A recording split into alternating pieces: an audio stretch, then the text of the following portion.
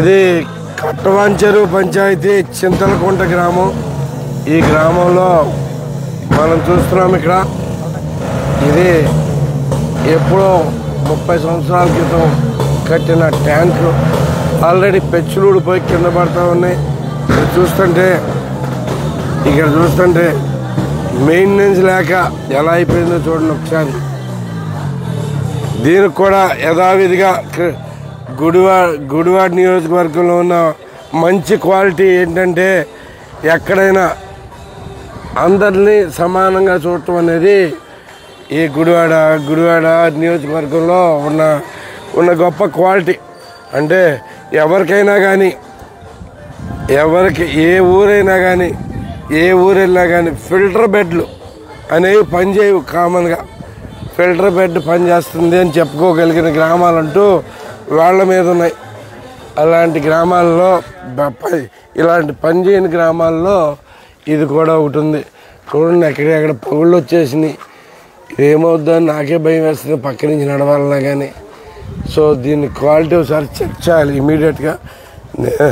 మన గవర్నమెంట్ రాగానే దీన్ని తప్పకుండా చేపించేస్తానని చెప్పి మాటిస్తున్నా. ఇలాగే ఫిల్టర్ బెడ్లన్నీ పనిచేసేటట్టుగా చూడండి ఎలా ఉందో. మంచినీళ్ళు ఇచ్చేది లాగా ఉందా. 2008 2008లో కట్టిందేనా? అప్పుడే ఇలా అయిపోయిందా అమ్మా?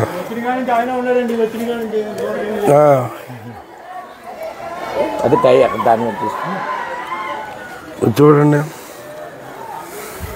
ఇదంతా చూడండి. ఈ ఫిల్టర్ బెడ్లో మెయింటెనెన్స్ అంటే కనీసం మినిమం మెయింటైన్ చేయాలి కదా. ఇది ఎక్కడైనా చూస్తే ఏదైనా కానీ మంచినీళ్ళు ఇచ్చే ప్రదేశం లాగే ఎక్కడ అనిపిస్తుంది. మెయింటెనెన్స్ లేకపోవడం కరమైతే ఇదేదో కొత్తగా ఒక కనెక్షన్ ఇస్తానికి గుంట తవ్వేశారంట.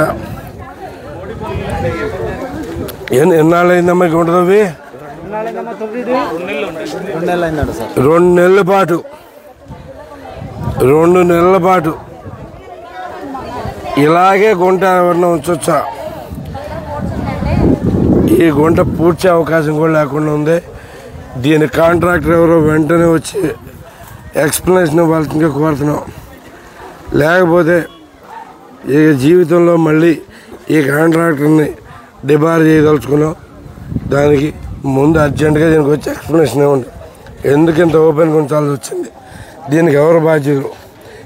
ఏదైనా చిన్న యాక్సిడెంట్ జరిగినా కానీ వెంటనే తేల్చండి. ఇది చింతలకుంట కట్టవంచెరు పంచాయతీ.